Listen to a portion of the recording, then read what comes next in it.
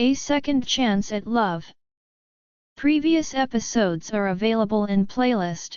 A link is given in the video description. Episode 51.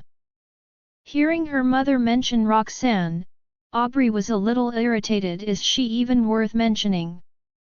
Since Lucian had decided to meet Aubrey's parents officially, that meant they were only a step away from getting married. From her perspective, regretting this decision would not be one of Lucian's options. However, that was not enough to soothe Gina's worries. In any case, Roxanne is still Estella's biological mother. What if Lucian regrets it? There is nothing we can do if he chooses to go back on his word. Aubrey's heart sank when she heard that. I've come this far, and I won't allow Lucian to regret it again. However, her concern did not go unnoticed. Gina said faintly, if you don't want Lucian to go back on his words, you must figure out what happened between them. If there is a misunderstanding between them, we will prevent them from clearing it up.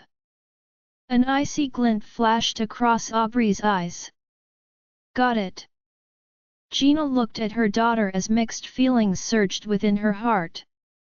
I hope you won't blame me for dampening your spirits. We've waited for 6 years, and we're not going to wait any longer.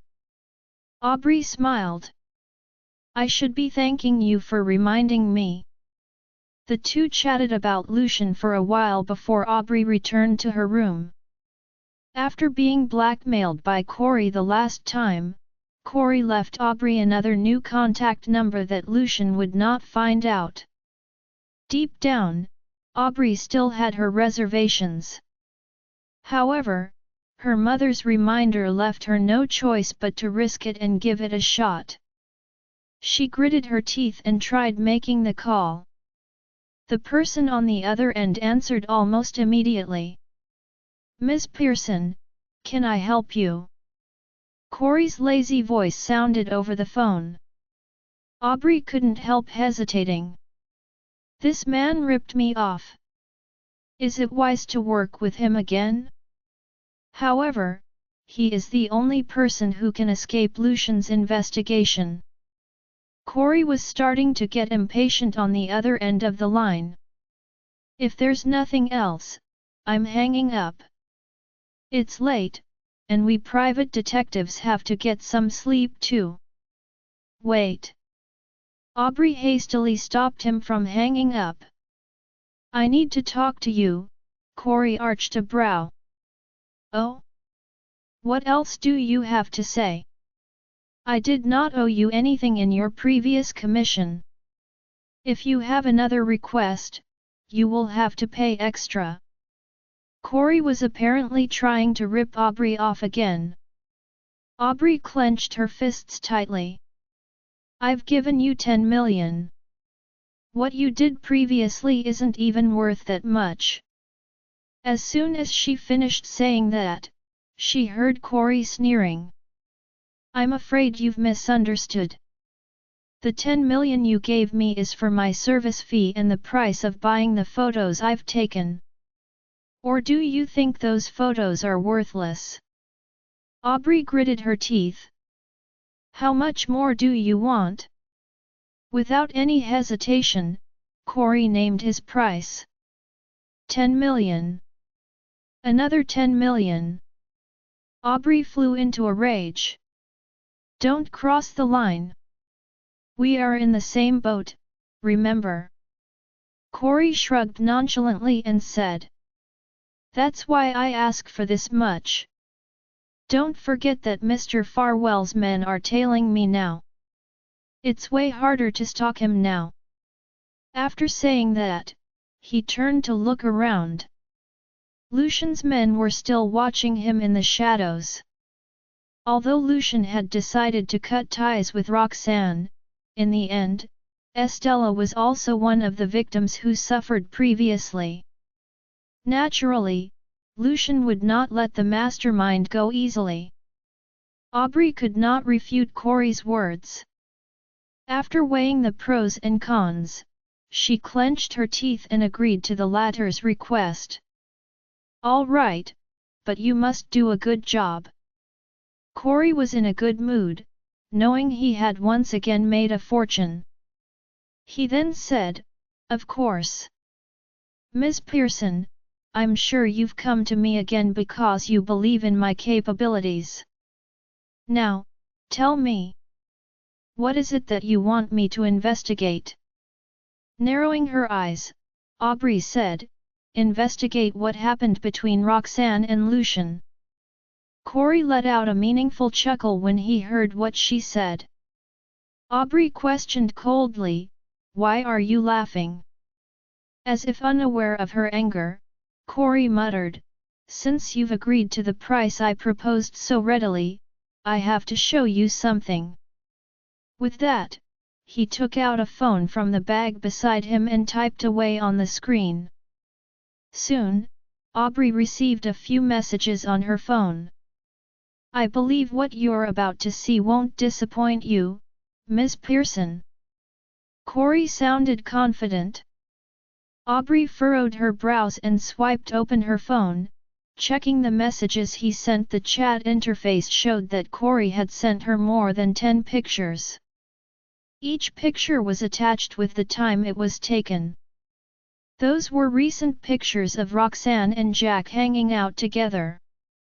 Judging from the date attached, the two had been meeting each other almost every day.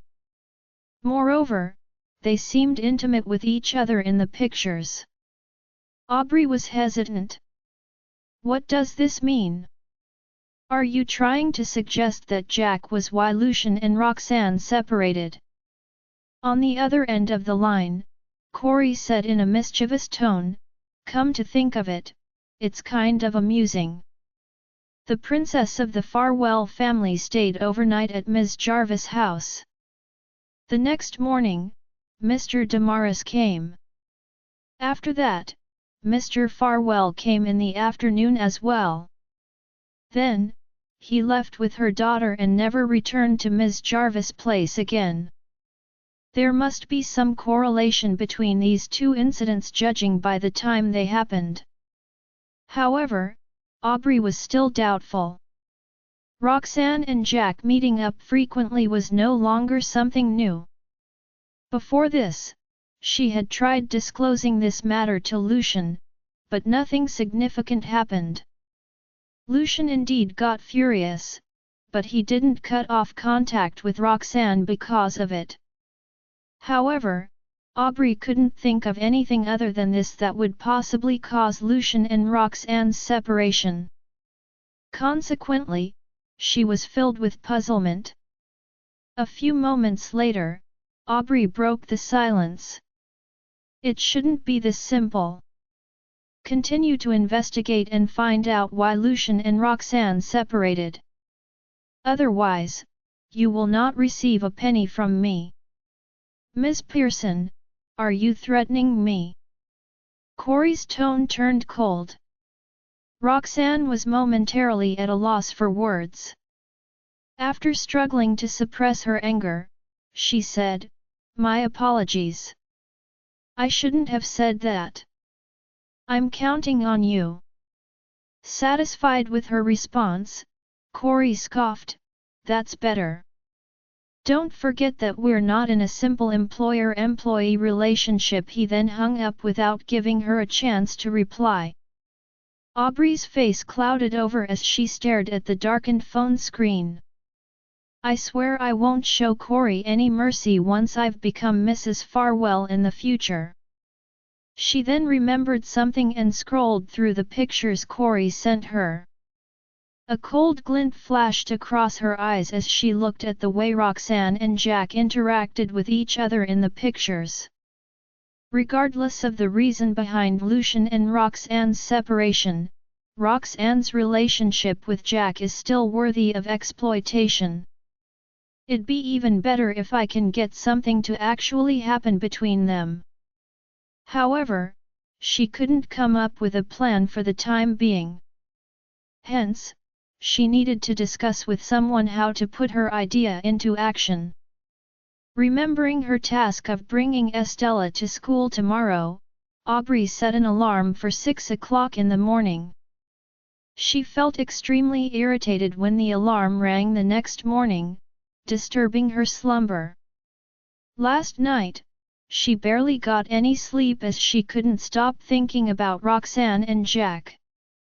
She had only slept for 3 to 4 hours. Raising her hand to turn off the alarm, she closed her eyes, wanting to go back to sleep.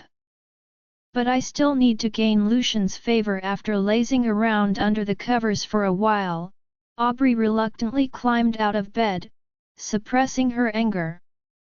She then went downstairs after washing up.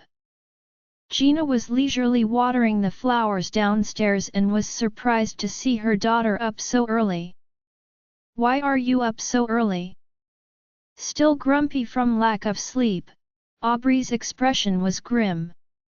"I have to send Essie to school." Hearing that, Gina bobbed her head understandingly. "You should.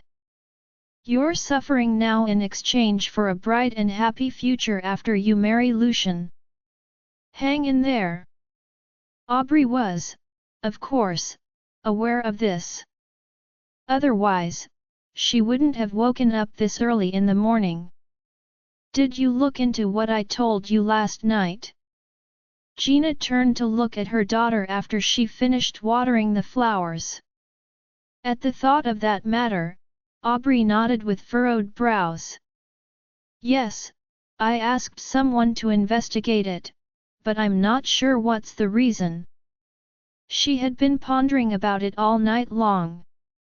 According to the information Corey had provided her, Roxanne's daily routine hardly changed during this period. It won't make sense to say that Lucian gave up on Roxanne because of her relationship with Jack. Roxanne is already on friendly terms with Jack before she and Lucian had a fallout. However, if that wasn't the case, Aubrey couldn't think of another reason. Seeing that her daughter had taken what she said into consideration, Gina stopped saying anything else. After the two had a simple breakfast, Aubrey drove to the Farwell residence. When she arrived, Lucian was having breakfast with Estella. The man frowned slightly when he saw Aubrey. "Why are you here this early in the morning?" Aubrey said, beaming. "Farwell Group is quite far away from Essie's kindergarten, and it'd be quite inconvenient for you to make a trip there. So, I was thinking I'd do it instead." With that, she flashed Estella an amicable smile. Estella pursed her lips in silence as she remembered what had happened between them yesterday. Lucian, on the other hand, pondered for a moment, feeling inexplicably awkward.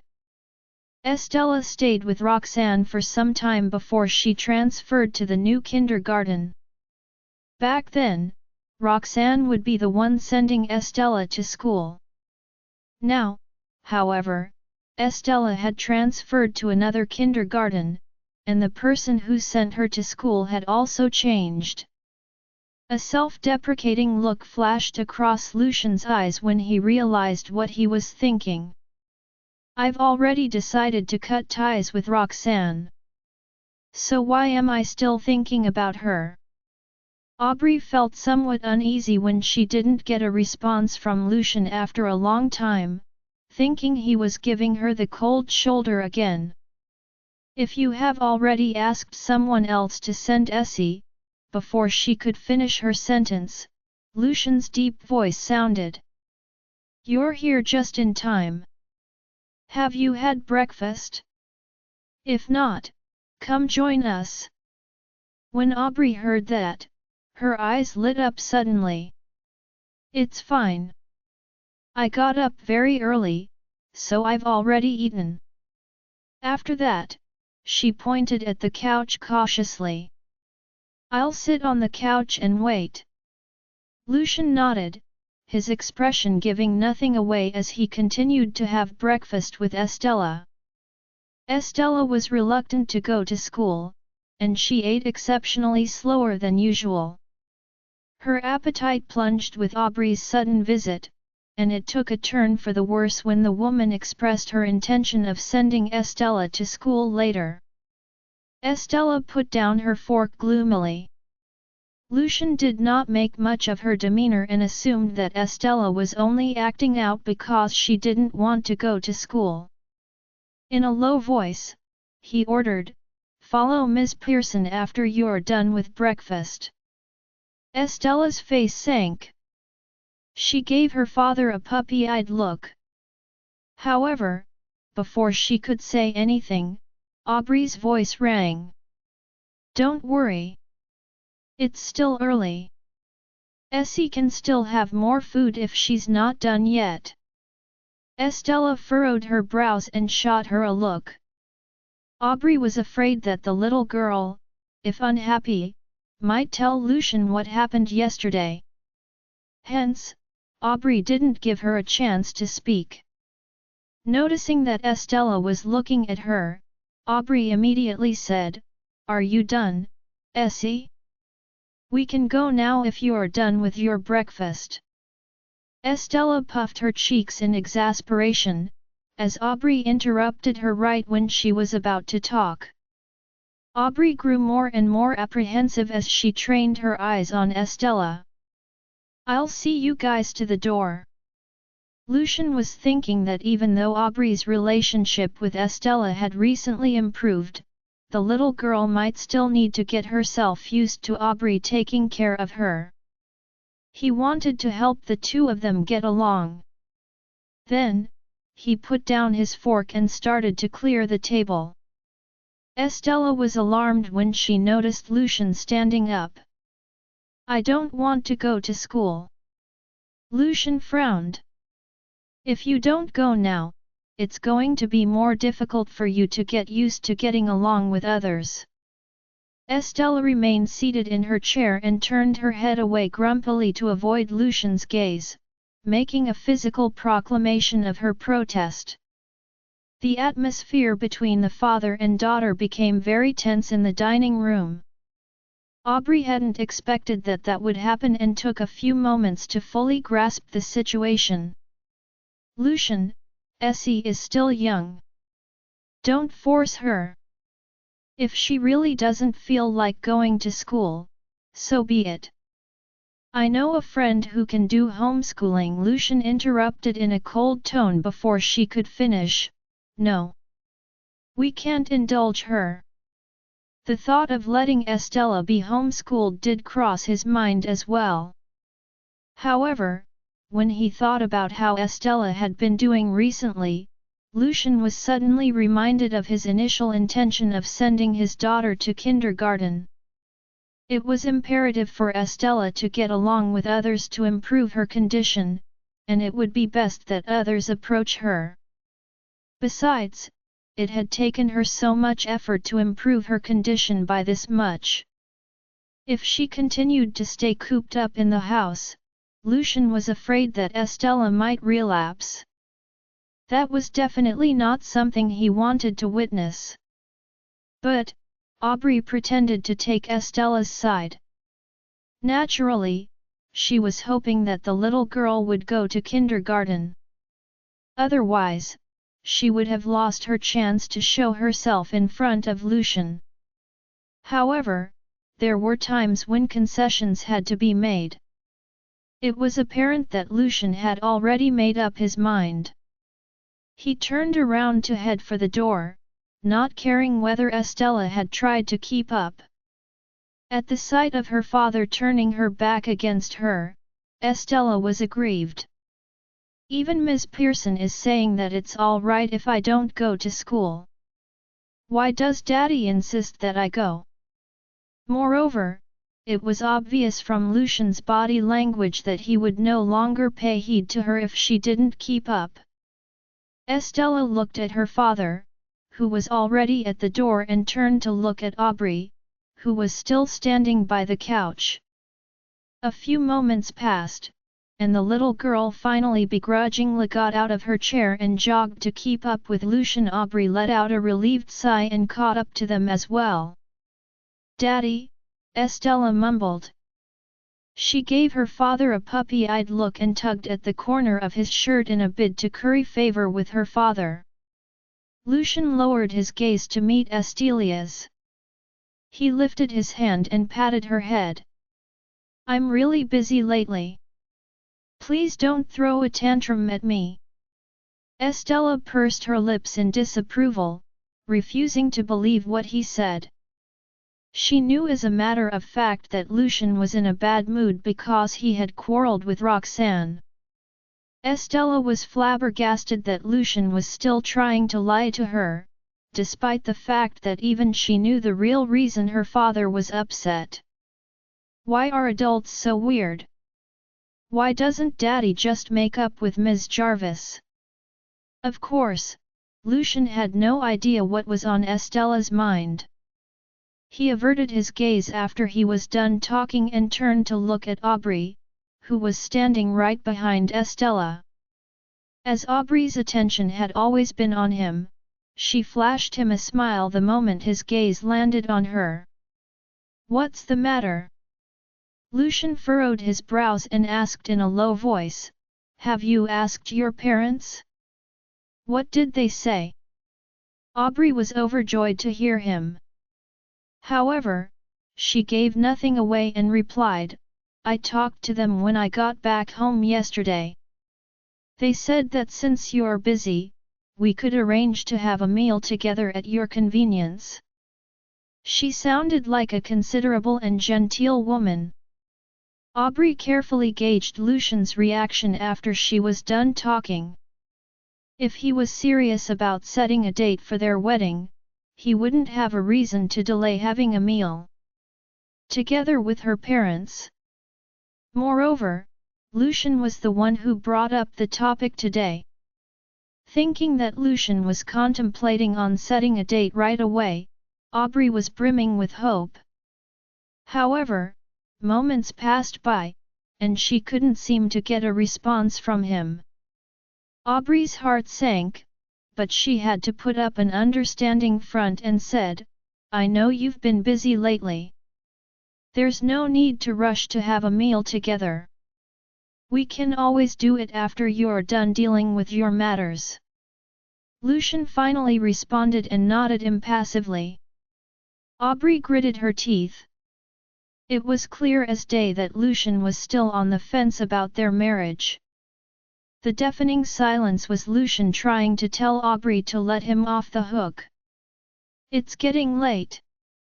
You should send Estella to school," he uttered in a swift attempt to change the topic of conversation. Aubrey didn't feel right to press on and forced a smile. "All right. I'll go pick her up later so that you don't need to make another trip." A hint of hesitation fleeted across Lucian's eyes. However, when he thought about how he'd just got himself out of having a meal with her parents, Lucian felt bad for rejecting her goodwill yet again. "Hence," he agreed and said, "Essie will be in your care then." Aubrey's lips pursed into a thin smile. She wanted to leave after bidding goodbye to Lucian. However, the little girl refused to let go of Lucian's shirt. "Essie, we're going to be late if we don't leave now," Aubrey egged her on with a strained smile. The little girl pouted and cast a glance at Lucian stubbornly. Lucian suddenly recalled something and held Estella's hand. "Let's go. I'm sending you." The little girl finally relented and followed her father out of the mansion. Aubrey heaved a sigh of relief and jogged to keep up with them. After sending Estella into the car, Lucian left. Aubrey started the engine and slowly drove toward Estella's kindergarten. On her way there, she tried to tell the girl not to take what she had said the day before to heart. However, no matter what she said, it was as if Estella could not hear her. The girl just kept fidgeting with her fingers. Aubrey gritted her teeth at that. It took her a long time before she managed to stop herself from actually hitting Estella. After sending Estella to the kindergarten, she dared not linger around, fearing that her urge to hit the girl would reveal itself if she were to stay there a second longer. On the other side, Roxanne sent Archie and Benny to the kindergarten early in the morning. She found out that Lucian was not going to send Estella there anymore, so there was no need for her to stay away from the kindergarten anymore. Furthermore, she knew that the boys were feeling awful lately. If she sends them to kindergarten herself, the boys would be in a better mood. Upon reaching the entrance, Roxanne suddenly recalled something. In a worried tone, she said to the boys, "You can't sneak off to look for Essie even if you miss her. If you really want to meet her, you have to tell me about it." Roxanne would not know what to do if the boys sneaked off to look for Estella again. Lucian clearly wanted to cut ties with me based on the way he left. Well, it's what I wanted all along too. I don't want Lucian to think that I'm regretting this. The boys obediently answered, "Got it, Mommy." Roxanne then patted their heads apologetically before asking them to enter with Pippa. After watching the boys disappear from her line of sight, Roxanne turned and went back into her car. At the same time, she let out a sigh of relief. She had been racked with worries since waking up about whether or not the boys were going to ask her what happened after she called Lucian. Archie and Benny knew her too well, they would figure out her lies swiftly. If they really interrogated her about the matter, Roxanne would not know how to answer them. Fortunately, it seemed like Archie and Benny had forgotten about the matter after Jack's appearance the day before. Even after stopping the car at the Research Institute's entrance, Roxanne was still feeling conflicted. That was why it took her a while to register the two minivans parked before the Research Institute. Dr. Jarvis. Colby was with a few researchers, and he was instructing the workers to transport the medicinal herbs. His expression changed when he saw Roxanne, but he soon schooled his expression to a neutral look before walking over to her nonchalantly. Roxanne pursed her lips and smiled at him before casting a confused look at the busying workers. "These are..." With a smile, Colby explained, "I heard that these are a batch of medicinal herbs given to us by Mr. Damaris. Mr. Damaris said that he has already told you about it." Roxanne froze for a second before finally recalling the conversation she had with Jack. Jack did mention that he was going to send a batch of medicinal herbs to the Research Institute when he came to deliver me the book about ancient medicine yesterday. However, Archie and Benny threw a tantrum then, so Roxanne did not manage to find out more about the batch of herbs. "I never thought that he would give me such a large batch. Dr. Jarvis, our research institute could get enough supply of medicinal herbs all thanks to your good relationship with Mr. Damaris," Colby politely said when he noticed that Roxanne was in a daze. As he spoke, his gaze was fixed on her face, seemingly trying to catch her changing her expression. Hearing that, Roxanne instinctively furrowed her brows as her tone turned indifferent. "Oh, no, no. Mr. Damaris is only a business partner. He has provided us with the medicinal herbs in time to ensure that the research continues according to schedule." Colby's words had reminded Roxanne of her boys, and certain thoughts crossed her mind. How will the boys believe me if even Colby has mistaken my relationship with Jack? Also, I simply can't think of why others will mistake the nature of my relationship with Jack. Colby flashed her an unfazed smile. "You don't need to be in a hurry to deny it, Dr. Jarvis. After all, it's normal for Mr. Damaris to be impressed by someone as skillful as you, Dr. Jarvis. Then, as if fearing Roxanne would not know about what they knew, he beamed and said, "I'm afraid you don't know about this, but everyone in the research institute has been talking about your relationship with Mr. Damaris." Roxanne stiffened. "What are you talking about?" Colby shrugged. "Mr. Damaris is always by your side when he visits the research institute, and he's so considerate of our establishment. It will be difficult for us to not assume that the two of you aren't romantically involved." Roxanne parted her lips but soon realized she had no way to refute that. Thus, the only thing she said was, "Dr. Galloway, if you ever hear anyone talking about this again, please explain to them that Mr. Damaris and I are only friends.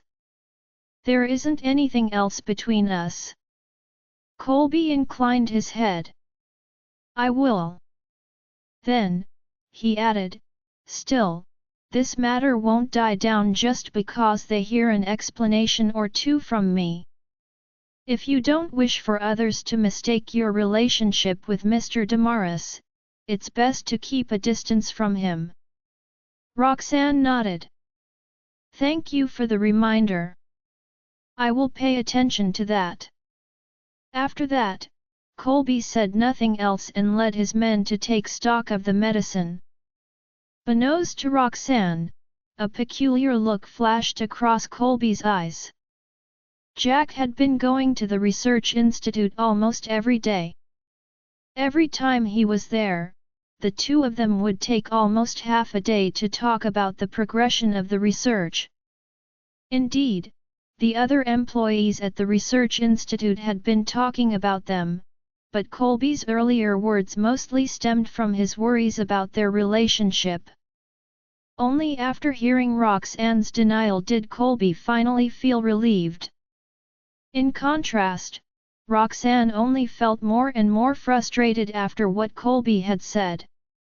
In the afternoon, Jack came to the research institute as usual to discuss the research's progress. "How's the research? Was the batch of medicinal herbs I sent in the morning enough? If not, I can get another batch," Jack said to her in front of other researchers. Roxanne did not know whether it was a trick of his mind or not, but she felt as if everyone around her was watching them right after Jack said that. However, when she lifted her head to survey her surroundings, she only saw them busying away with the research. At that, Roxanne began jeering at herself. At the end of the day, she was only worrying about that because she was feeling guilty after hearing Colby's words. "Speaking of which, I'm always by Colby's side too, so why is Jack the only one they think I'm romantically involved with?"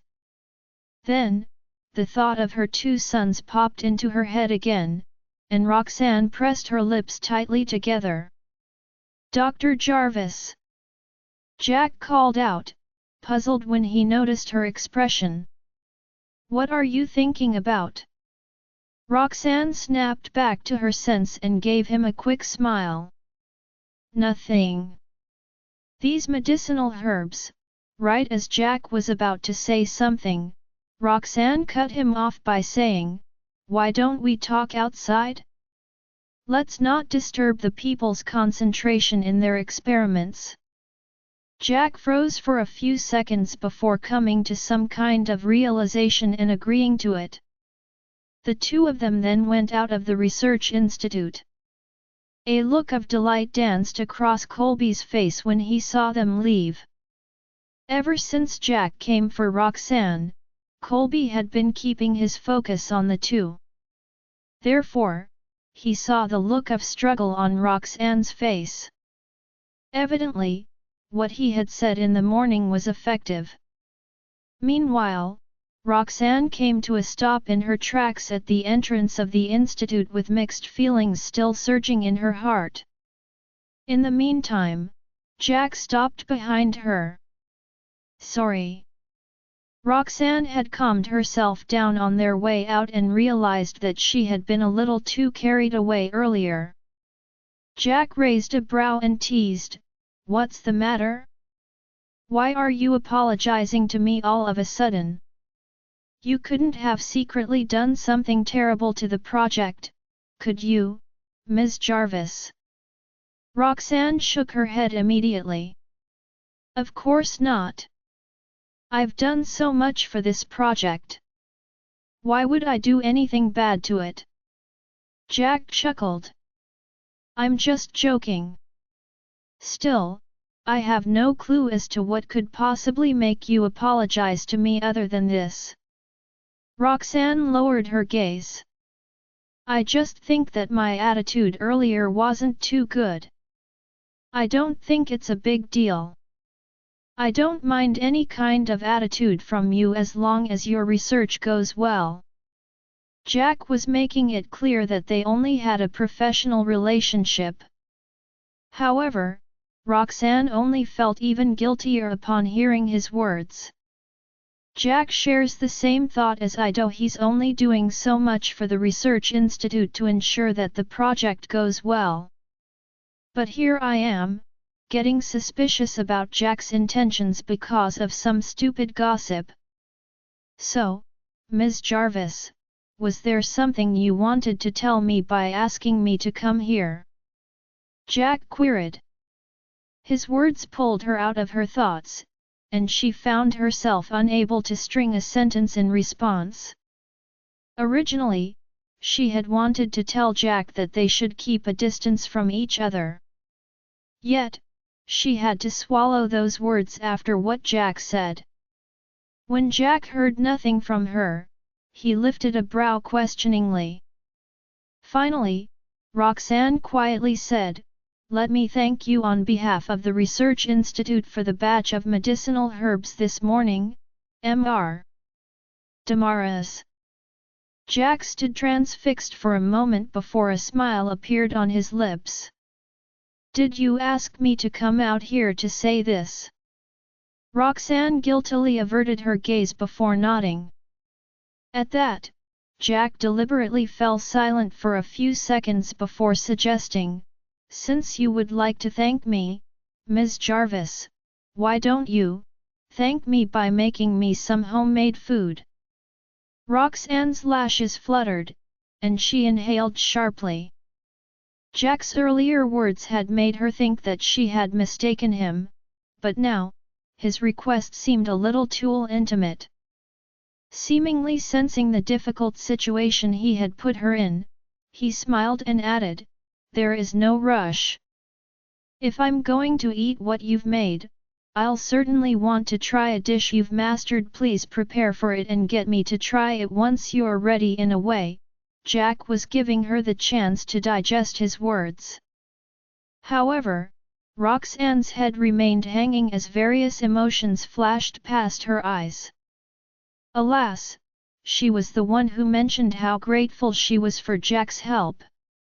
Thus, the request he made was something she would not be able to reject after that. Furthermore, the request was not something urgent. That meant that he might change his mind over time. With those thoughts in mind, Roxanne agreed to it. "Okay." The two of them were preoccupied with their conversation, so they did not notice Corey's figure appearing around the corner across the street. As Corey looked at the photo he just took, he grinned. Even though Roxanne was not standing close to Jack earlier, the angle he took the photo made it seem as if the two of them were hugging. After going through the photos he had taken, he finally chose two and sent them to Aubrey.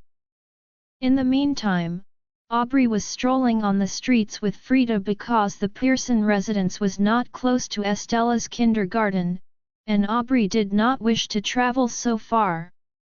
Furthermore, she had something to talk to Frida about.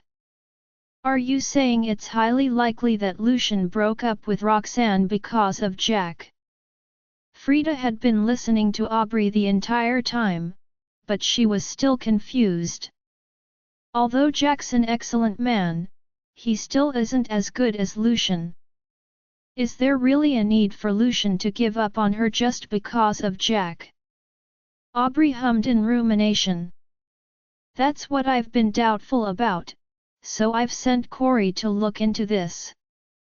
Right as the two were chatting away, Aubrey's phone suddenly buzzed. At that, Aubrey halted and took out her phone to glance at the screen. She had received 2 photos from Corey. In the photos, Roxanne was with Jack, and it looked like they were in an intimate embrace. Are they dating?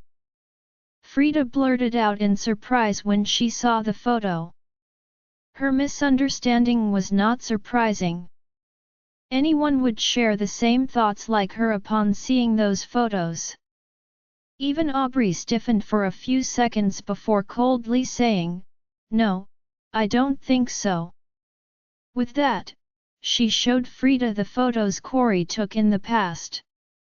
However, the more photos Frida saw, the more confounded she was. If they aren't a thing, aren't they spending a little too much time together? Moreover, some of their actions in these photos look intimate. Right then, a thought entered Aubrey's mind, and she curled her lips mockingly. If even you are mistaking the nature of their relationship, I'm sure others would be even more stunned by these photos. What do you mean? Frida was a little confused. A ruthless look crept onto Aubrey's face. Regardless of whether they've separated because of Jack, I can use these photos to make Jack the wedge I'm going to drive between Roxanne and Lucian. As long as everyone thinks that Roxanne is in a relationship with Jack, Lucian will never go back to her. Frida vaguely guessed what Aubrey had in mind, but she dared not confirm it until she heard Aubrey's words. Promptly, she tensed up. Even though Aubrey had yet to take any action, Frida knew that the plan would be a risky one. "Aubrey," Frida nervously started. "Are you really planning to send these photos out?" Then, in an even softer voice, she said, "I just hope you remember how the Hightower family came to its end back then. If Lucian had truly cut ties with Roxanne, Aubrey's plan would be a good move. However, if Lucian had a tinge of regret about Roxanne, the photos would catch his attention and make him look into the matter. If he ended up tracking them down, Frida was afraid that her family and Aubrey's would end up like the Hightower family gone in a night." Aubrey furrowed her brows in irritation. "Obviously not. Why would I be that stupid?" Therefore, she was not going to be the one to initiate it. In that case, Frida was puzzled. "When are we going to use these photos?" Aubrey's eyes narrowed. "I'm still waiting for the right opportunity. In fact, I called you here today to discuss this matter." "The right opportunity?" Frida knitted her brows when she realized the meaning behind Aubrey's words. She was of the opinion that the photos were not enough to prove anything. She wanted to create a scenario where Roxanne had nothing to defend herself with. However, the plan was easier said than done. If only they were on good terms with either Roxanne or Jack, the chances of success would be higher. Unfortunately, there was bad blood between both of them and Roxanne, and neither was familiar with Jack. Under such circumstances, Frida, too, drew a blank. "Have you managed to come up with any ideas?" Aubrey began to grow impatient. Her relationship with Estella had improved due to Frida's suggestion. She figured that the latter might be able to give her some useful ideas. Unfortunately, all she got was silence after waiting for a long time. Frida looked troubled. "Given our relationship with them, it would be difficult not to leave any tracks. If you insist on carrying on, we'll have no choice but to create an accident. Especially one that involves Roxanne. Once Jack shows his concern for her, it will be enough for us to make a big fuss out of it. Aubrey rejected the idea outright. It wasn't easy to change Lucian's impression of me. He would definitely cancel our engagement if he were to find out I was behind it. I failed to take that into account, Frida admitted with a grim look on her face. Do we have no choice but to wait for them to develop feelings for each other with the passage of time? Aubrey wondered aloud. Frida's eyes lit up. Not necessarily. Aubrey gave her a baffled look. We can't create an accident to hurt them, but we can increase the time they spend together.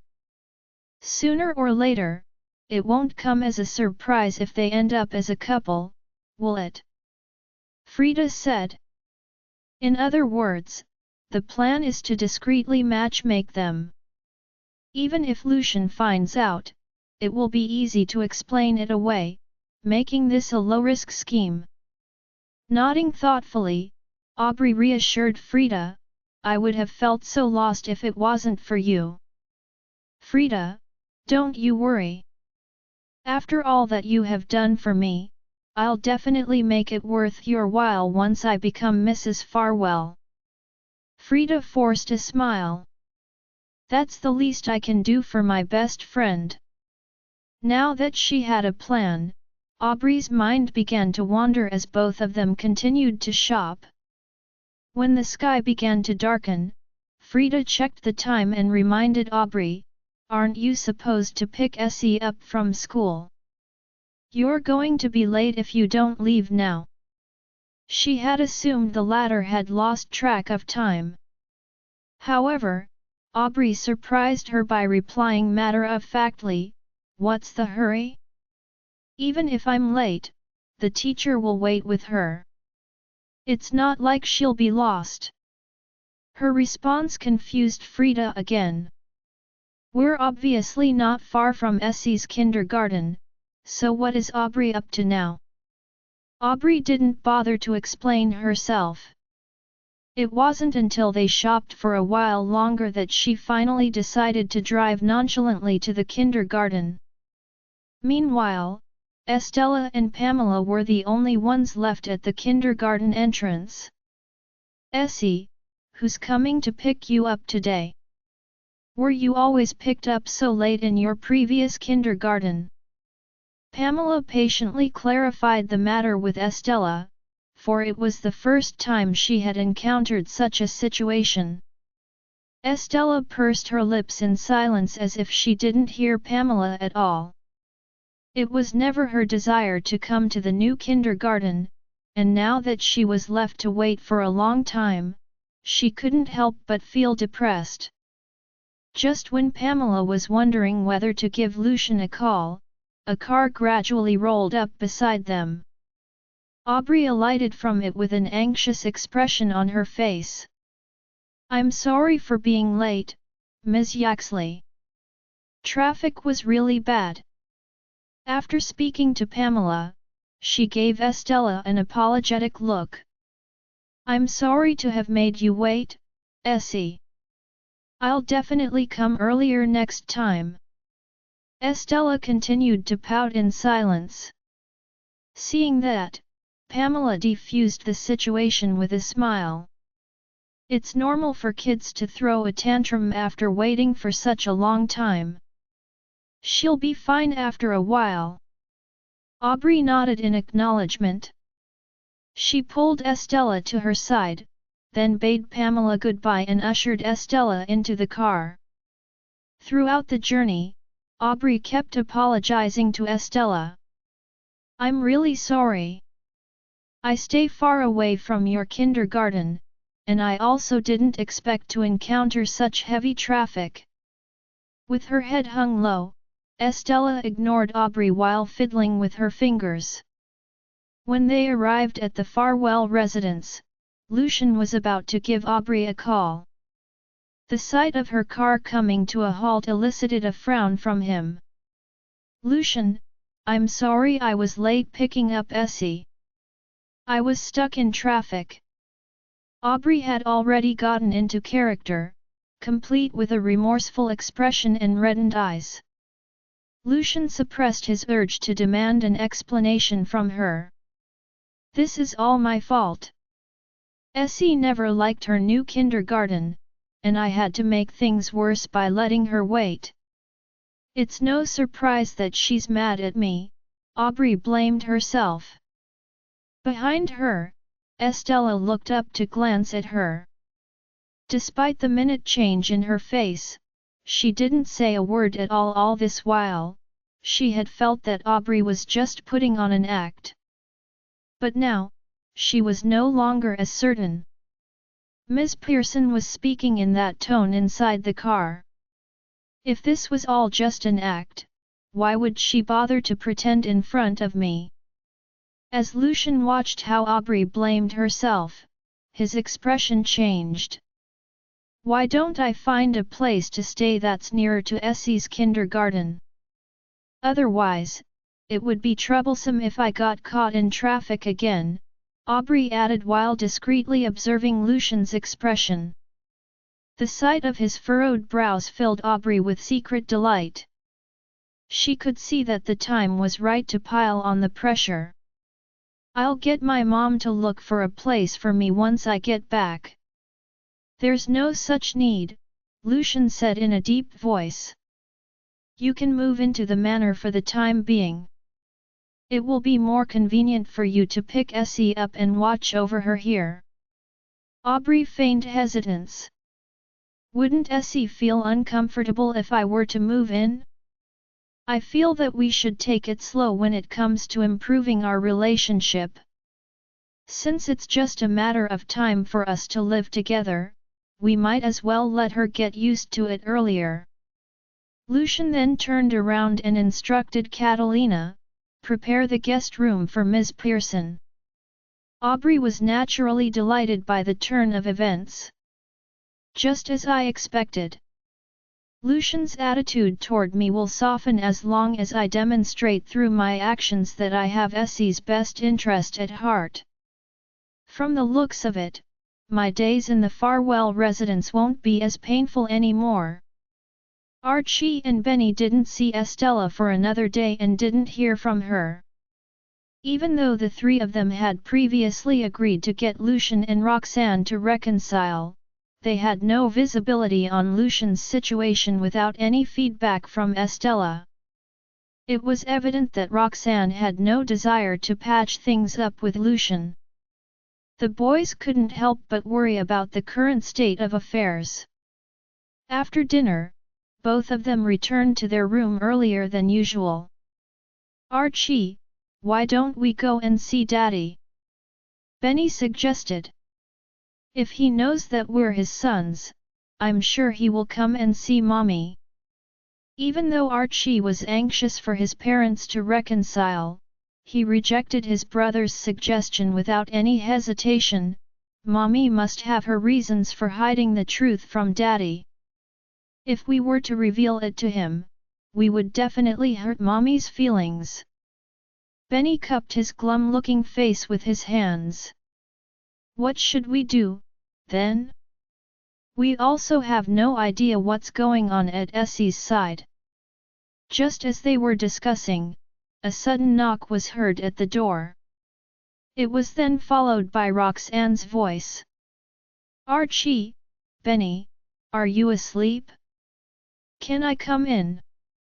The boys held their tongues instantly as they got up to open the door. Upon entering the room, Roxanne gave both of them a look of concern.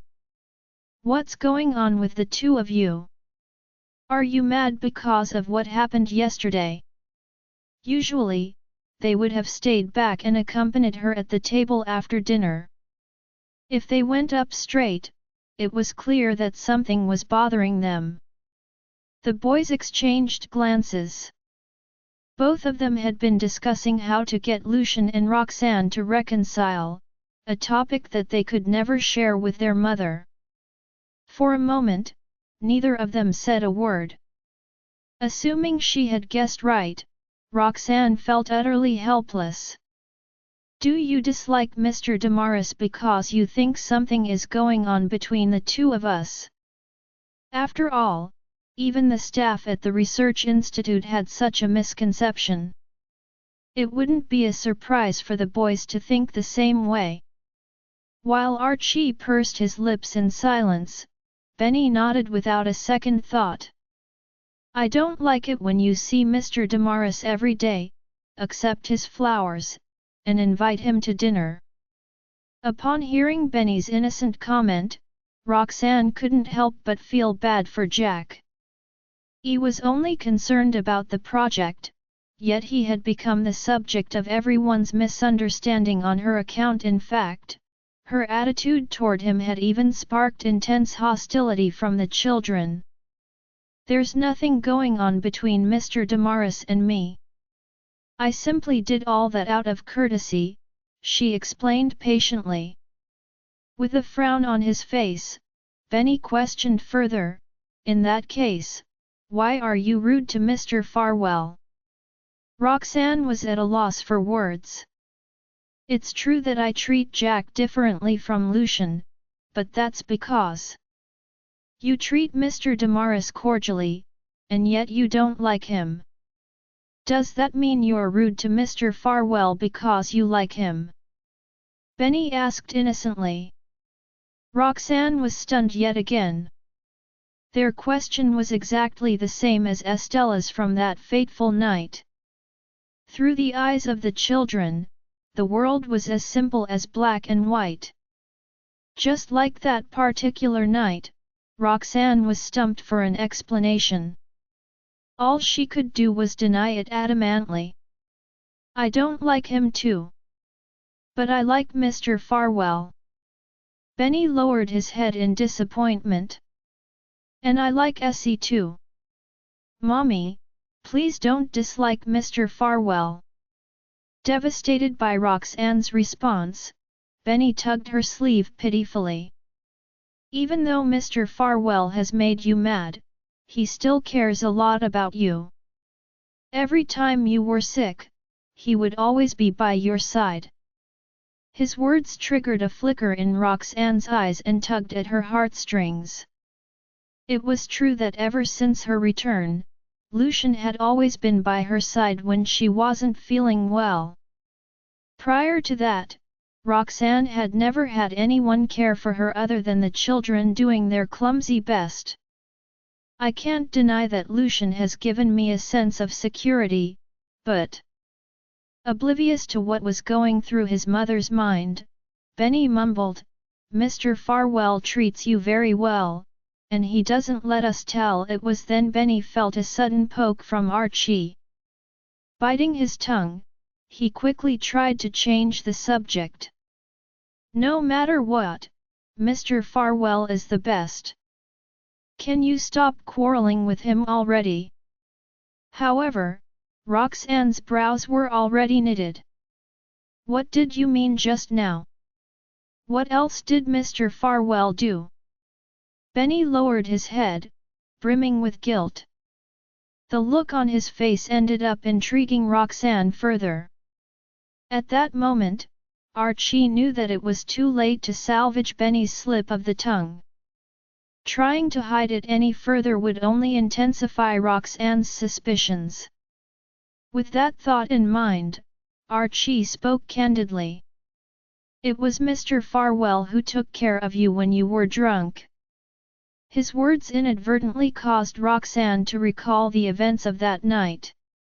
Back then, she had assumed that she was dreaming. Little did she expect the entire incident to turn out to be real.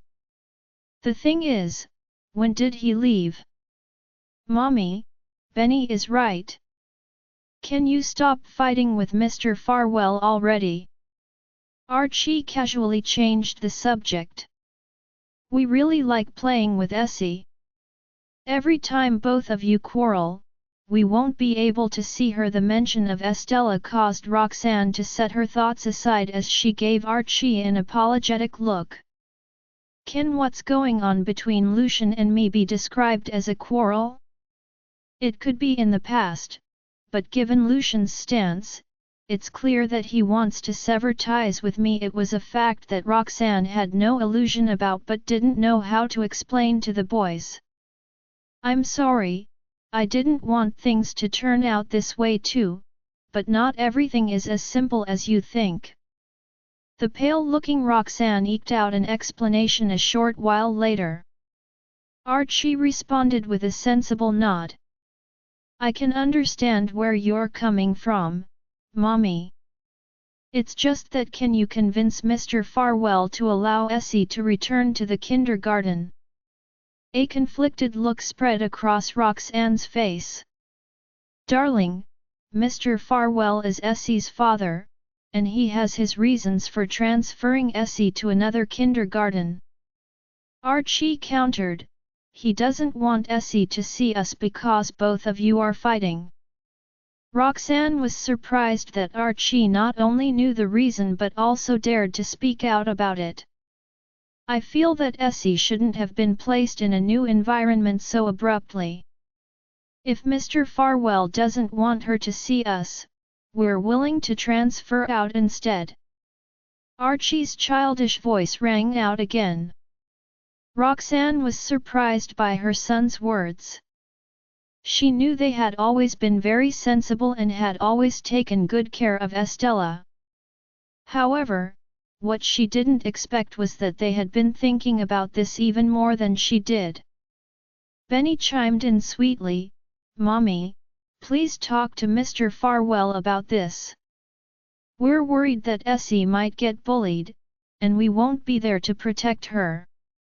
Roxanne felt her chest tighten at the mention of Estella being bullied. She recalled the incident when Estella had been bullied by her classmates when Archie and Benny first entered the classroom. Back then, the boys had stepped forward to protect Estella and helped her to smoothen things over with her classmates. However, now that Estella was in a new kindergarten, she no longer had any playmates she was familiar with. Roxanne was worried that if Archie and Benny weren't beside Estella, the past would repeat itself. There's a possibility that it would be just like what the boys said.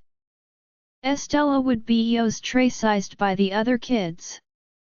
Thinking about this, Roxanne relented and said, "All right, I'll have a chat with Mr. Farwell regarding this soon.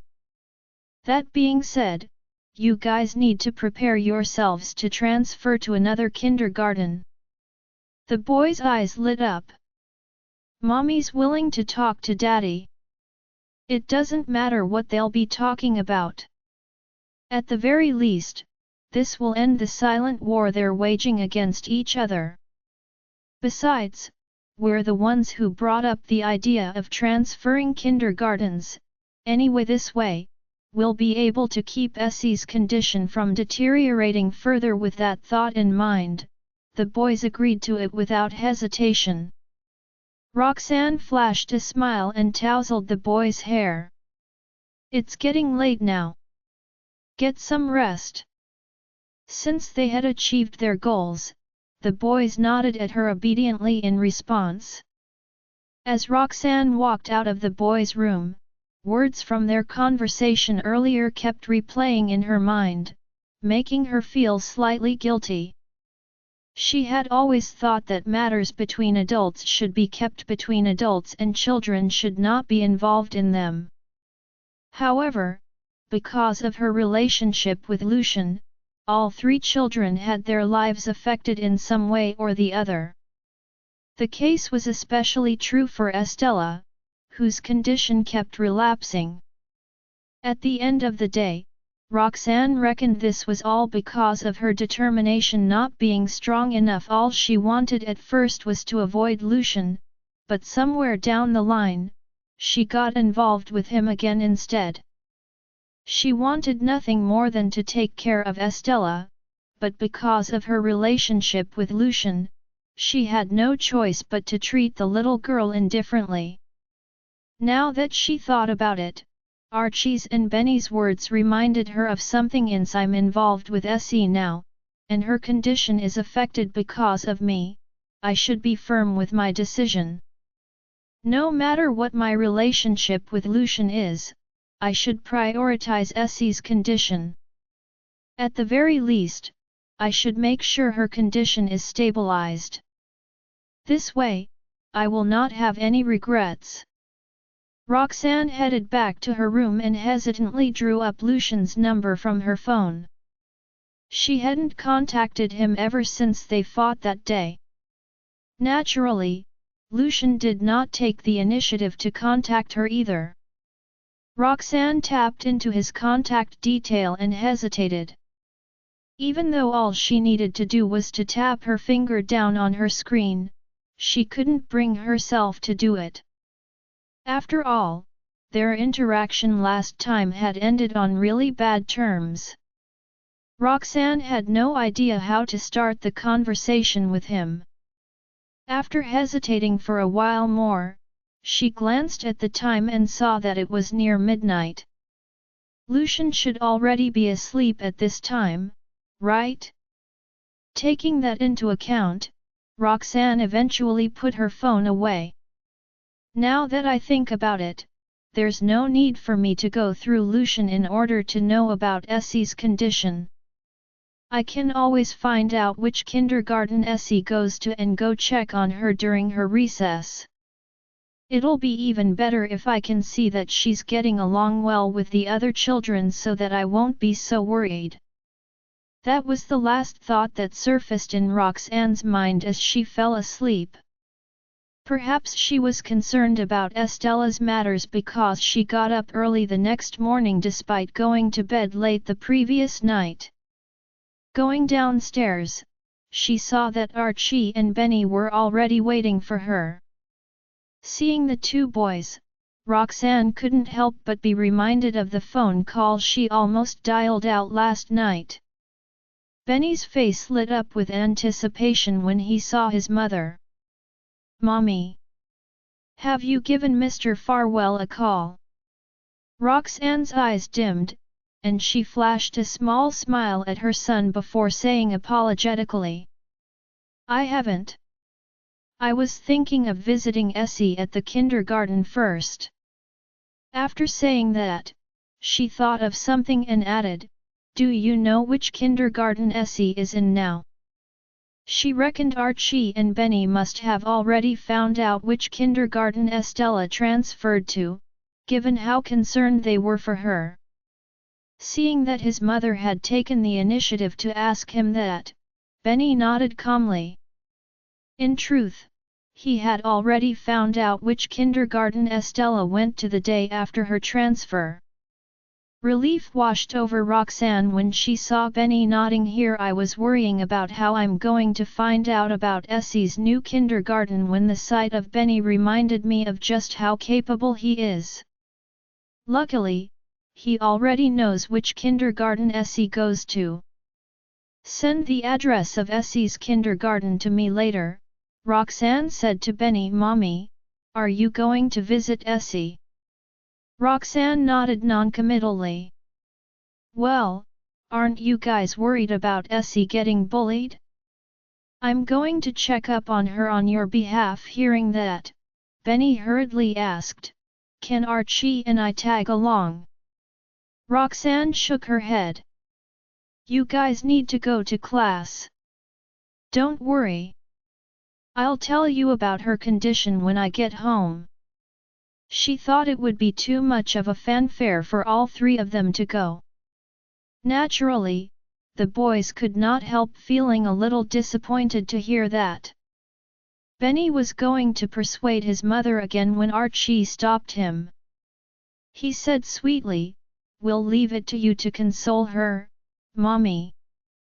And please tell her we'll visit her next time." He knew it was already good enough for his mother to go see Estella and that they shouldn't ask for anything more. Roxanne let out a relieved sigh before flashing a smile at the boys. Nodding, she said. "All right.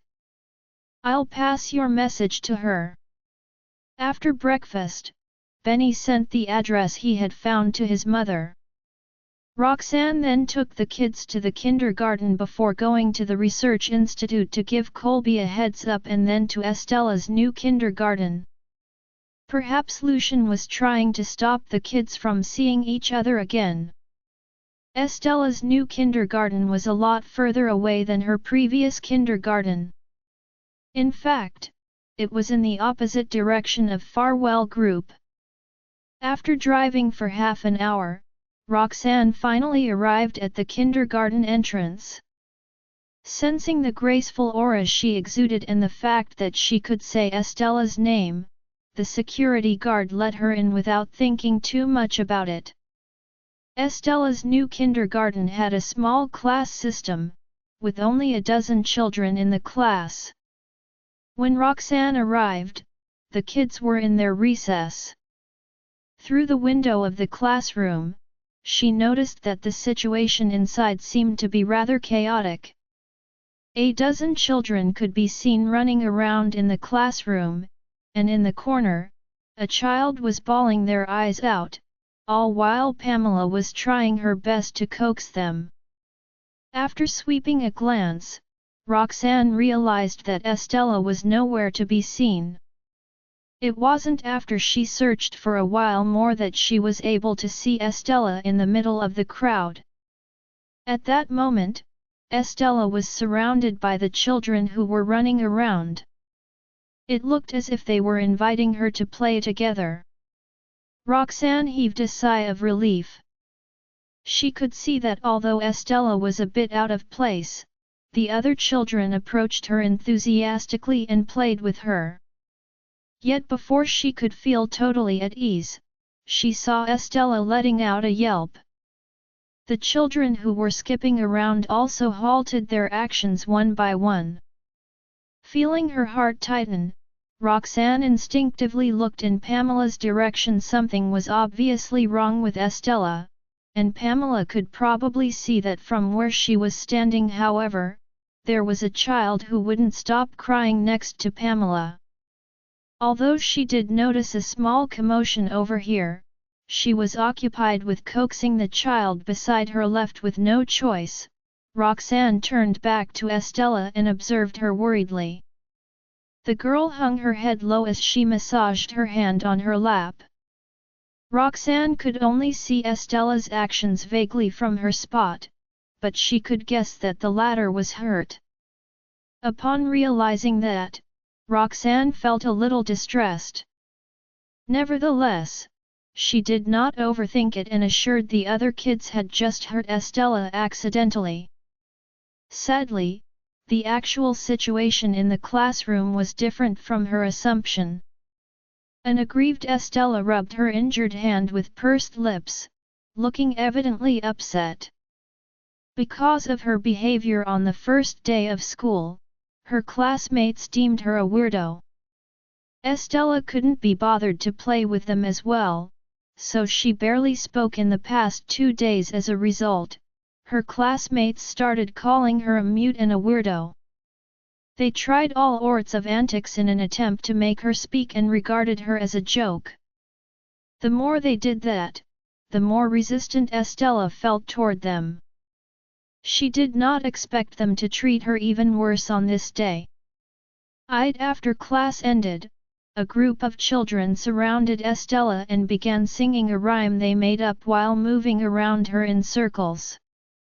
When Estella tried to cover her ears, a little girl stepped on her hand. "Wow, she really is a mute," exclaimed the girl upon seeing how Estella remained silent even when she was hurt. The other kids immediately chimed in agreement. Estella hung her head low and couldn't help but feel sad. "I miss Archie and Benny. If they were here, they would definitely protect me. Hey, say something. It's not like we're going to do anything bad to you," another girl said, even giving Estella a shove. Caught off guard, Estella staggered and wobbled for a while before regaining her balance. I don't want to speak to these mean kids. Why did you transfer here if you don't like this place?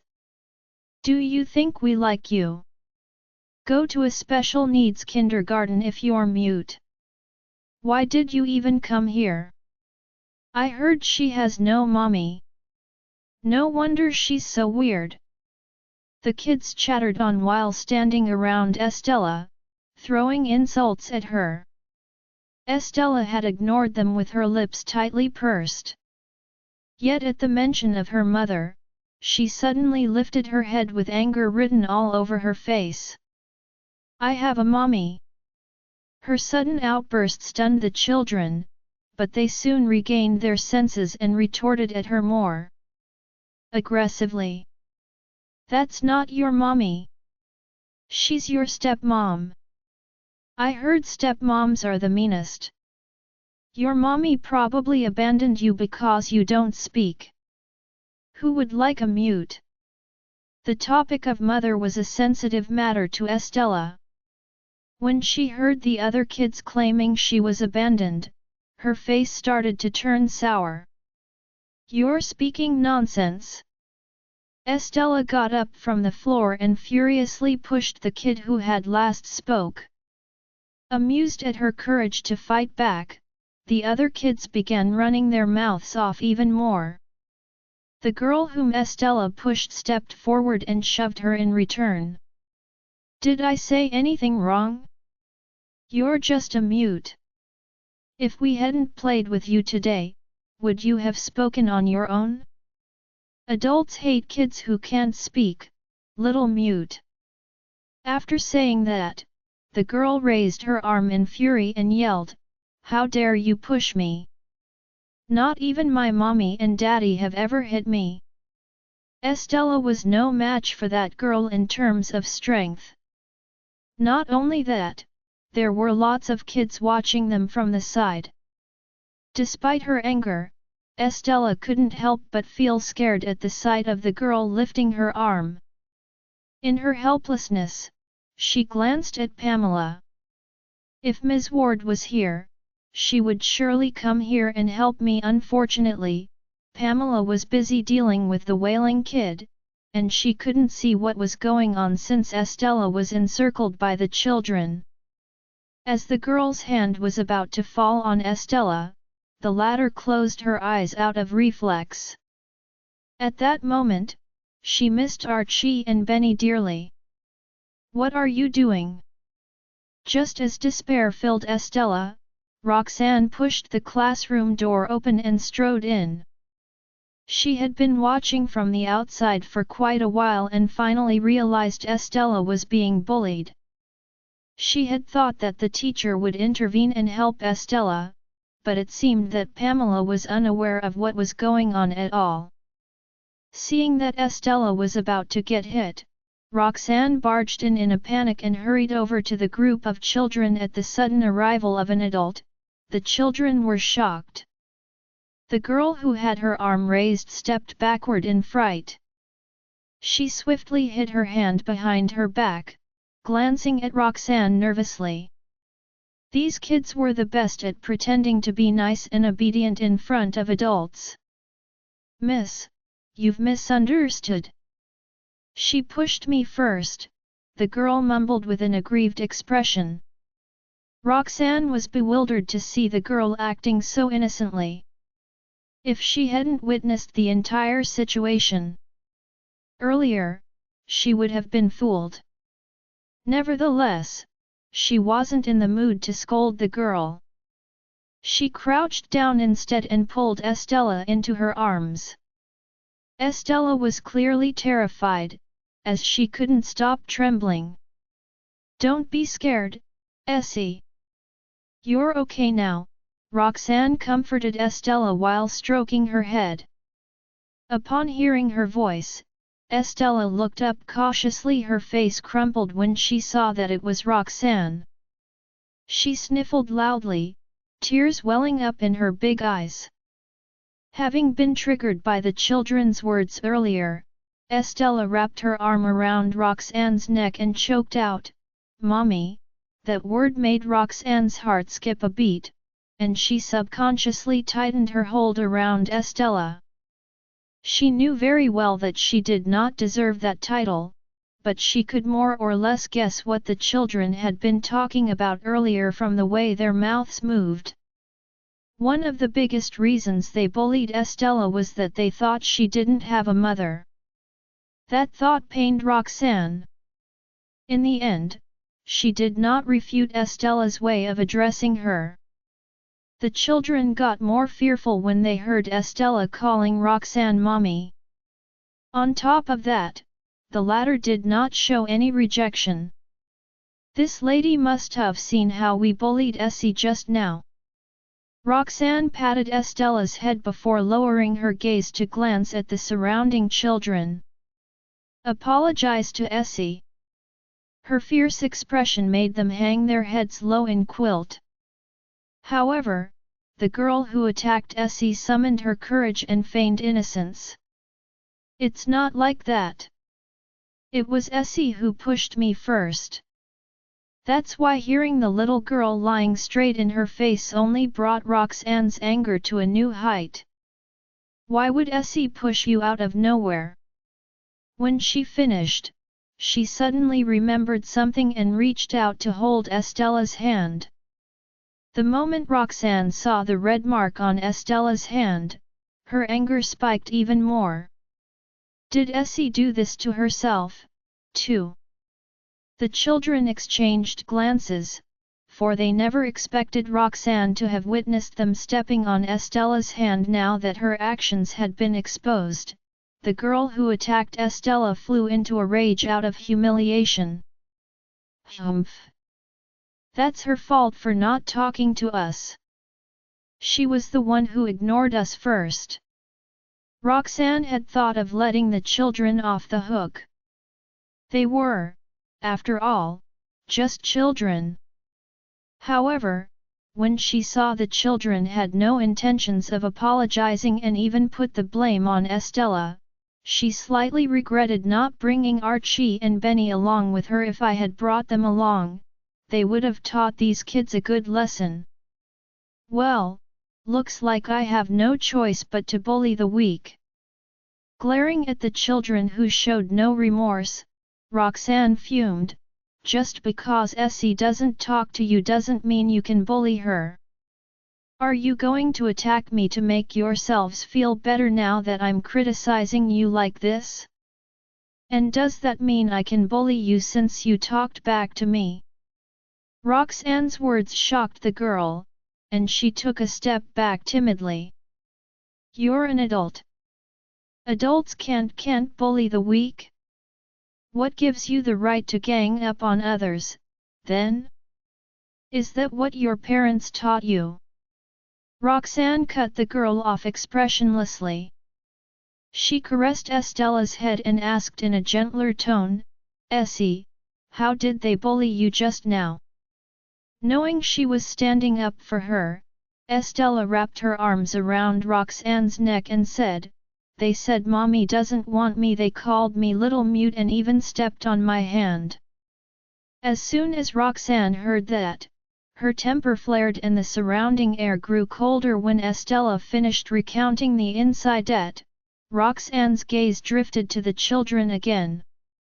Meeting her eyes, the children tensed up and fear flooded their hearts. After placing Estella aside, Roxanne stepped forward to the children who bullied Estella earlier. Miss, the children sounded frightened just as those words left their mouths. Roxanne shoved them to the ground. Although she exerted little strength, it was enough to teach them a lesson. That's how you bullied Essie earlier. I'll give you another chance. Are you going to apologize to Essie? She articulated each word clearly. Roxanne was very close to the children as she spoke, and her tone was laced with oppression. The children had been pampered since they were little and had never been threatened like that. They were frightened out of their wits when Roxanne shoved them to the ground unreasonably and looked as if she planned to continue teaching them a lesson. Why, yes. We'll apologize, a girl spoke up first, sounding as if she was on the verge of tears. Immediately after that, the sound of the children apologizing filled the air. Only then did Roxanne sigh helplessly and carry Estella into her arms again. Never did Roxanne expect such spitefulness from a group of children, let alone see them gang up to bully the weak. Meanwhile, Pamela, who had just finished comforting the crying child, got to her feet, only to find the other side in total chaos. "What's going on? Miss, who are you?" "Parents aren't allowed to enter during class." Pamela walked over in annoyance and stood between Roxanne and the children. The moment Pamela noticed Estella was in Roxanne's arms, her heart sank. After all, Estella was like a princess in the class who could never be bullied. Yet, she was currently being carried by a stranger. "I can't bear the consequences if something happens. Please put the child down. I'm the teacher of this class. You can talk to me if something's the matter." Pamela gave Roxanne a cautious glance. Roxanne frowned, feeling a little displeased with Pamela. Estella was bullied so terribly, yet this teacher didn't notice anything. She's only here now to show her concern. Sensing Roxanne's dissatisfaction and extraordinary temperament, Pamela felt as if she had accidentally offended a mighty being. She said carefully, "Are you Essie's relative?" Hearing that, Roxanne froze and glanced at Estella, who was in her arms. Estella was shocked by Roxanne's fierceness earlier and had not recovered from it. She hugged Roxanne's arm and said nothing. Seeing that, Roxanne shifted her gaze to the children in front of her again. Earlier, she had given a tacit confirmation that she was Estella's mother.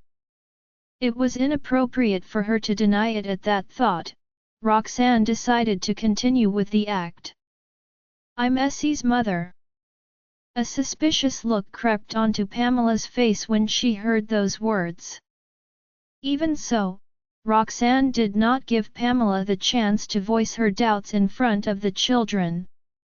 She said, "T'd like to talk to you about what happened just now." "Let's talk outside." Pamela hesitated for a few seconds, but she still agreed and asked the teaching assistant to watch over the children before exiting the classroom with Roxanne. "Essie doesn't have a mother, so who exactly are you?" Pamela knew Roxanne was lying. She was on high alert. Ms. Pearson has always been the one dropping Essie off, and she's Essie's future stepmother. "Who on earth are you?" Roxanne never expected Pamela to know so much, so she had no idea what to say in response. Her silence only made Pamela more suspicious. Pamela subconsciously eyed Estella, who was in Roxanne's arms, only to find the girl looking pale and on the verge of tears from the shock she had experienced earlier. Not daring to delay the situation anymore, Pamela warned, "I'm going to call the police if you don't explain yourself." She took out her phone, about to make the call. Roxanne knitted her brows and steeled herself to say, "I'm Essie's aunt." Pamela immediately stopped what she was doing and scrutinized Roxanne. Now that Pamela had taken a good look at Roxanne, she realized there were indeed some similarities between Estella and her. Despite that, she still chose to be careful and confirm with Estella. "Essie, is she your aunt?" Estella only wrapped her arms around Roxanne's neck with her back facing Pamela. Not a single word came from her mouth. Roxanne had no choice but to pat the girl's head to attract her attention. "Essie, your teacher's talking to you." When Estella heard Roxanne's voice did she slowly turn around.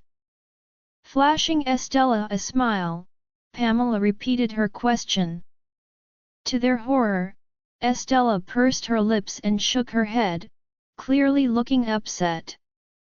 Both Roxanne and Pamela were stunned by Estella's response. Roxanne knew Estella was mad because she had denied being her mother. However, she could not explain the situation to Pamela either. Pamela thought that Roxanne, the woman who claimed to have a different identity, was extremely suspicious. She picked up her phone again with a wary look written all over her face. Seeing that, Roxanne quickly said, "I can explain this. Please believe me. If I'm a bad person, why would Essie be staying in my arms so obediently?" Again, doubts filled Pamela's mind when she heard that. True. Essie's really quiet in this woman's arms. Estella had been rejecting the teacher's touch. The same applied to Aubrey too. Estella would do everything she could to avoid her. Pamela could not help but wonder what kind of relationship Roxanne had with Essie that made the latter behave so obediently. Pamela's confusion was clearly written on her face. "Miss, even if I believe you're not a bad person, the fact that you made the children in this class cry remains. This isn't a small matter. You need to at least give me an explanation. That way, I can answer their parents when they ask me about it." Roxanne glanced through the window and saw the children she frightened earlier crying while the teaching assistant was busy trying to calm everyone down. She turned around and smiled at Pamela apologetically. "TM really Essie's aunt? I can give her father a call if you don't believe me." Roxanne never wanted to get Lucian involved in the first place, but all the children there were from rich families. If their parents decided to take out their anger on her, only the Farwell family would have the power to make them give in. Moreover, Roxanne had only made them cry only because she was protecting Estella. What Roxanne did not expect was that Pamela actually wanted her to make that call. "As a teacher, I have to be responsible for the children. So." Pamela's intention was clear enough. That made Roxanne choke a little. She stared at Pamela for some time before taking out her phone reluctantly. Never in her wildest dreams did she imagine having to make the call now without having any time to prepare herself. After all, she had given up on the notion after much hesitation last night. Most importantly, she was secretly there to check on Estella. Roxanne gripped her phone, her heart pounding with nervousness. Pamela grew more suspicious the longer she waited. Given no choice, Roxanne could only pluck up her courage and dial Lucian's number. To her surprise, the call was declined after the second ring. Roxanne glanced at Pamela when the automated message sounded. "Please put Essie down. I'll get the security guards to handle this." Pamela's barely existent trust for Roxanne had shattered. Roxanne felt utterly helpless. She knew Lucian was mad at her, but she never expected him to reject her call.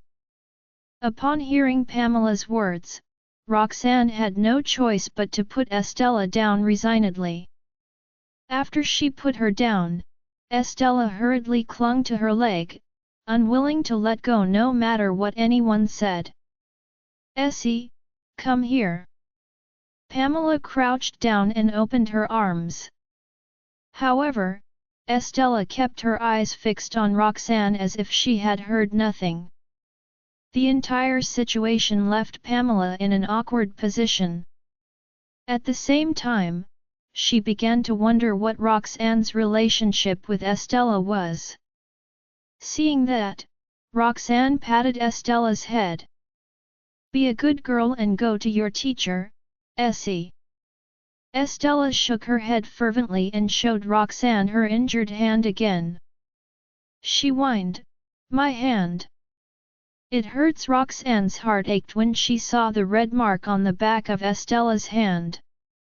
She stroked it gently and said to Pamela, "Please help Essie to apply some medication later. Her hand was stepped on earlier."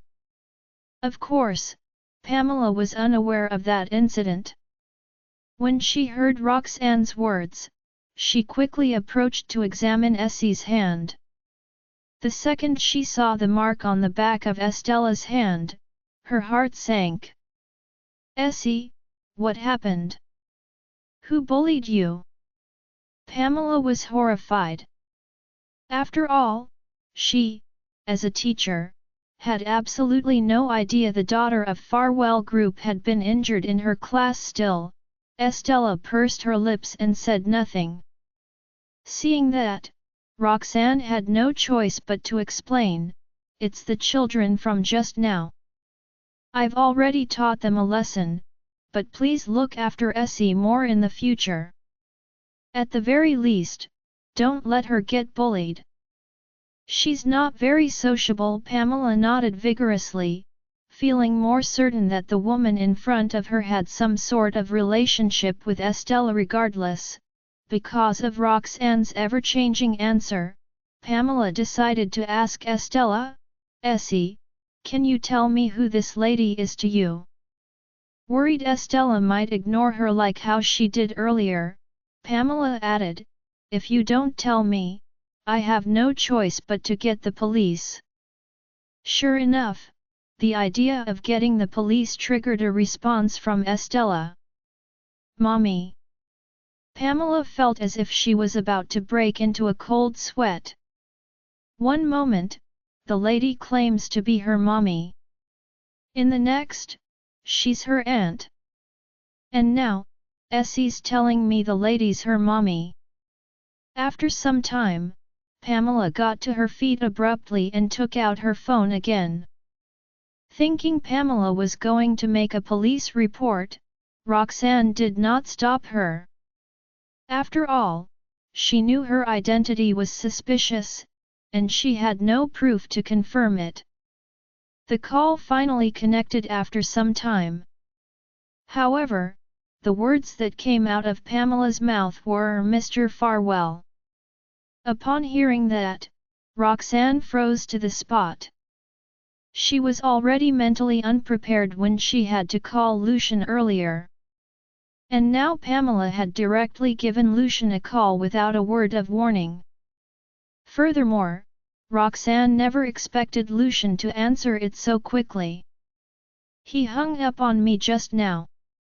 Lucian said something into the phone, to which Pamela explained, "A lady suddenly came to the kindergarten looking for Essie, and Essie seems to be close to her. The problem is that this lady claimed to be Essie's mother at first and aunt the next. I couldn't confirm her real identity, so I'm calling you to get your verification." Cold sweat trickled down Roxanne's back when she heard Pamela even recounting the incident where she had claimed to be Estella's mother. "May I know your last name?" Pamela suddenly looked at her. "Jarvis," Roxanne replied in a hoarse voice.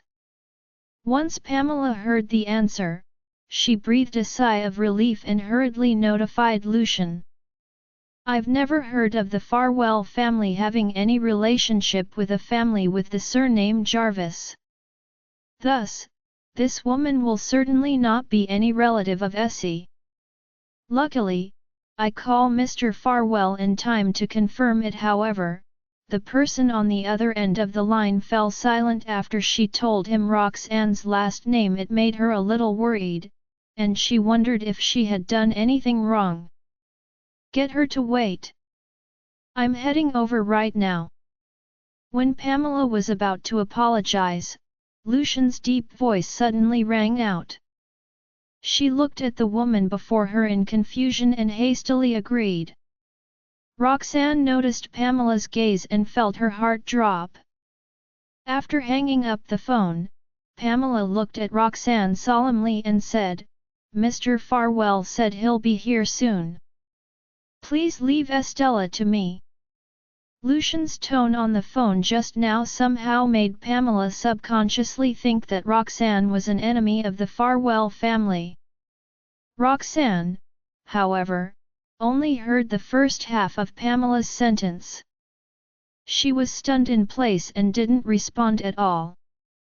Pamela got a little anxious and reached out to pull Estella over, but the little girl wrapped her arms around Roxanne's legs and refused to let go. Essie, come over here. Your daddy will be here soon, Pamela tried to convince Estella. Ms. Jarvis. Estella looked at Roxanne pitifully when Pamela tugged at her. The way Estella addressed Roxanne made Pamela even more distressed. Oh, my, what exactly is the relationship between this woman and Essie?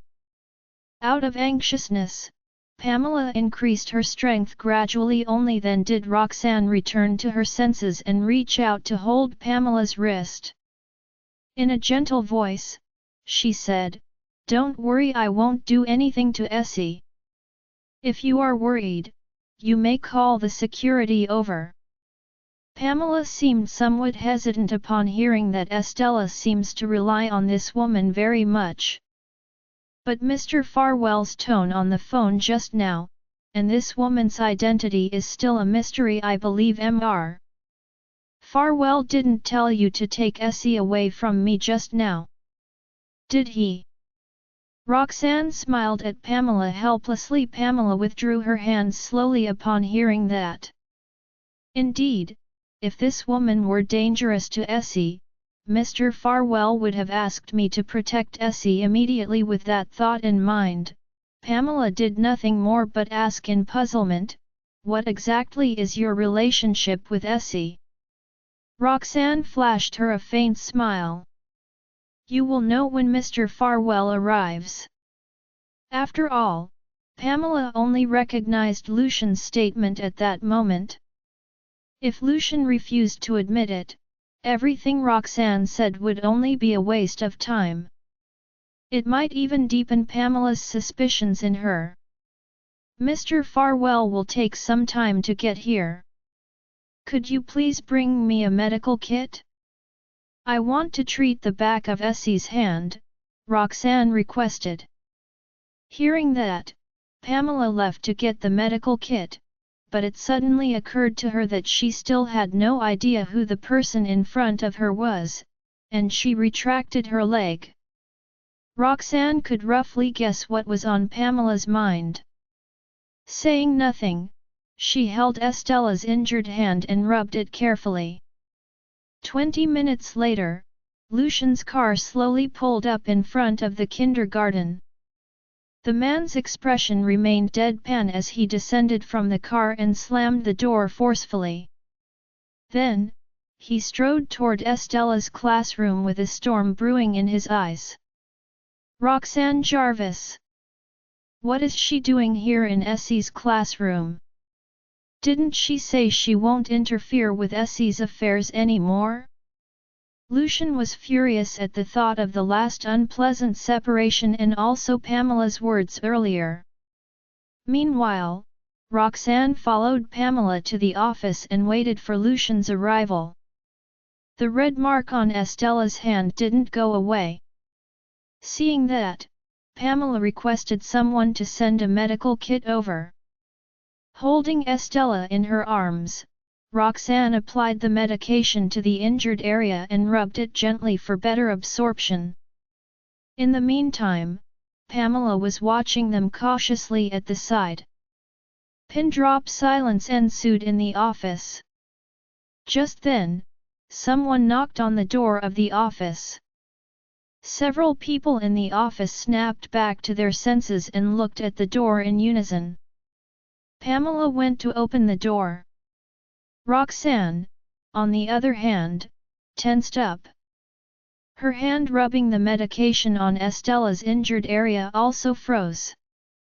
"Mr. Farwell, you're here." Pamela's heart skipped a beat when she saw the person at the door. After greeting him respectfully, she led him inside. Feeling her heart in her throat, Roxanne lowered her head and dared not to look at the door. The office was so quiet that everyone could hear the footsteps clearly. Hearing the sound of footsteps approaching her, Roxanne had no choice but to lift her head and look over. Not far away, Lucian stood there with a sneer and stared at her silently. As their eyes met, Roxanne's ears reddened. He stiffly carried Estella and stood up. "Mr. Farwell." Pamela was dumbfounded by how Roxanne addressed Lucian. She became increasingly puzzled about the relationship between the duo and even forgot to explain the current situation to Lucian. Fortunately, the man had no plan to ask her and only stared intently at the woman opposite him. "What do you mean by this, Ms. Jarvis? Have you forgotten what you said? Why did you show up at my daughter's kindergarten?"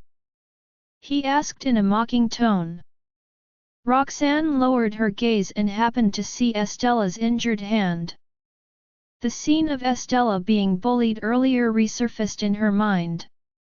At that instant, confidence imbued her, and she retorted furiously, "I'm the one who should ask that question, Mr. Farwell.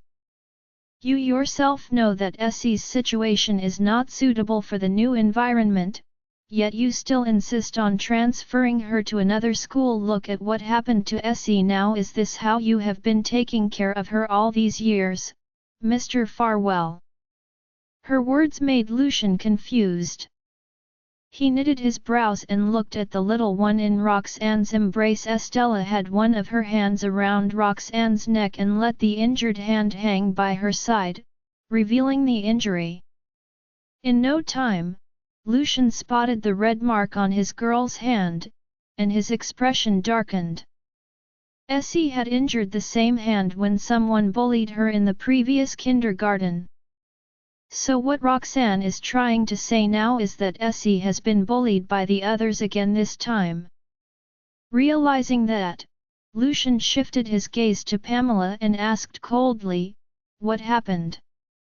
Pamela didn't expect him to throw such a question at her and panicked.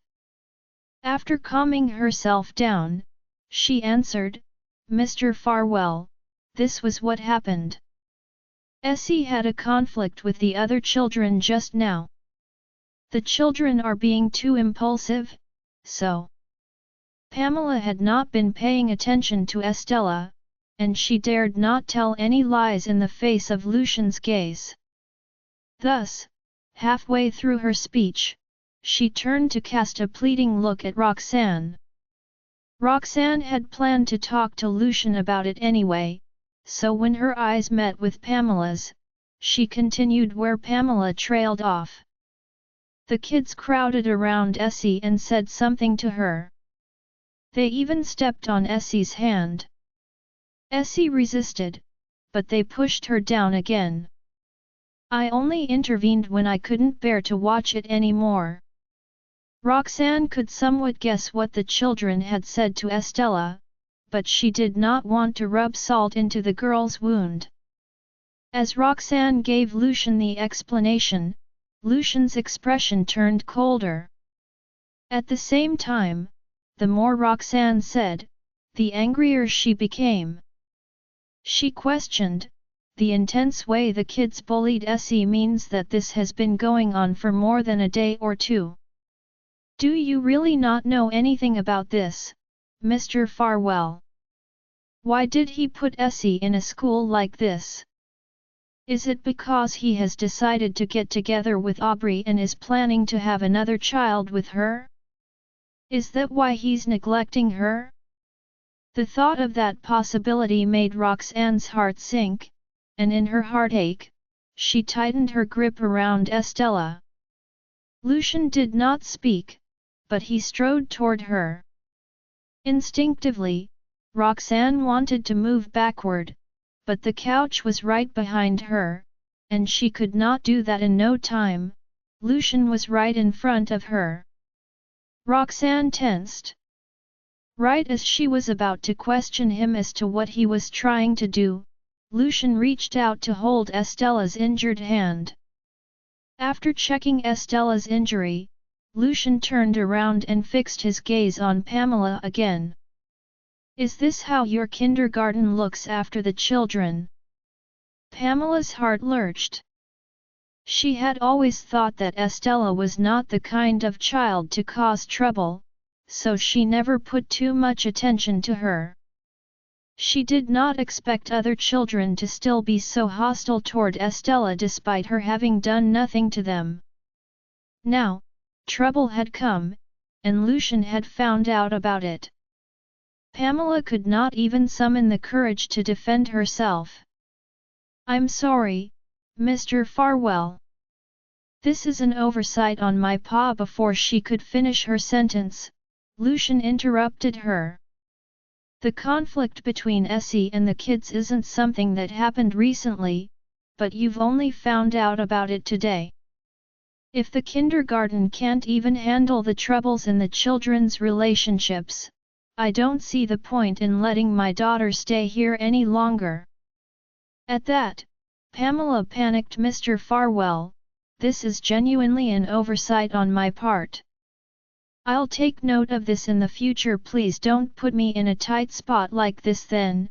She gave Roxanne another pleading look. Even though Roxanne was upset about Pamela's negligence, she found Lucian's words absurd. "Mr. Farwell, don't you think you should do some self-reflection when you blame the teacher for this? I refuse to believe that Essie acted perfectly normal at home these few days. Did you not notice anything amiss about her at all?" she refuted. Pamela never thought that Roxanne would dare to speak to Lucian in a tone like that, so she was astounded. She then belated realized that she was no longer in the spotlight. At that, she let out a relieved sigh under her breath before trying her best to keep a low profile. Indeed, Lucian's attention was caught by Roxanne's words.